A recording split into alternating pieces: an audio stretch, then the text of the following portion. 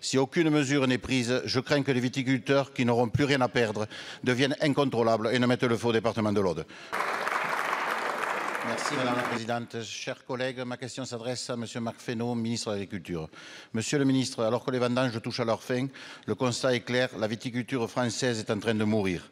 Baisse de la consommation de vin de 70% en 60 ans, aléas climatiques, manque de réserves d'eau et dénigrement de nos viticulteurs comme le font certains députés d'extrême gauche présents dans cet hémicycle.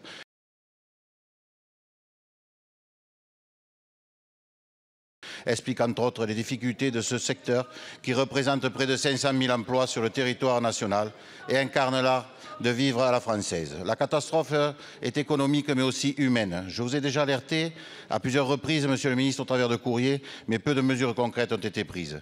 Le 26 juillet 2022, j'affirmais à Monsieur Bruno Le Maire que la cocotte minute était pleine et qu'elle allait vous péter à la figure. Un an plus tard, cette phrase est encore plus d'actualité. Chez moi dans l'Aude, la viticulture est avec le tourisme, le principal secteur de l'économie. Les viticulteurs audois sont à bout et ils ne se laisseront pas faire. De nombreuses actions violentes vont avoir lieu et ont déjà commencé. Il y a quelques jours, le comité d'action viticole a tenté de mettre le feu à un négoce à Salelles-d'Aude où un drame a été évité de justesse. Nous devons tout faire pour éviter que le ras-le-bol de la profession que nous comprenons ne se généralise en violence. Si aucune mesure n'est prise, je crains que les viticulteurs, qui n'auront plus rien à perdre, deviennent incontrôlables et ne mettent le feu au département de l'Aude. Monsieur le ministre, ma question est simple. Que comptez-vous faire pour sauver rapidement la viticulture française? Je vous le répète rapidement, monsieur le ministre.